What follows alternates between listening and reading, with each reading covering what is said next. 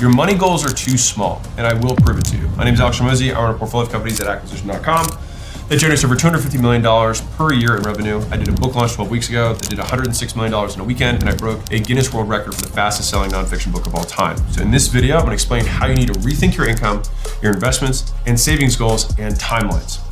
And so here's the problem. A lot of financial gurus, even people on this platform, right, and I have no shade, right, will tell you to save $100 a month, and they'll tell you that if you do that from the time you're 18 until the time you retire at 67, you'll retire with $1 million at a 9% compounding rate.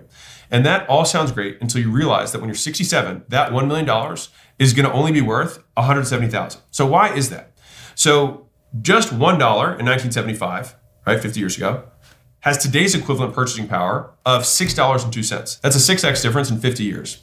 The main reason, inflation, the dollar. They don't make them like they used to, right? And I'll give you a hint. It goes up.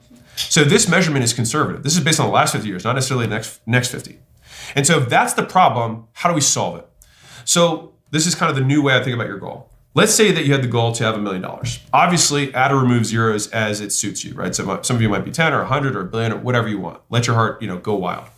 But let's say that you wanted $1 million when you retire, so you could live passively on $50,000 a year from investing it into bonds or something that's relatively low risk. And that $50,000 of passive income, oh yeah, that's only going to get you about $8,000 worth of stuff.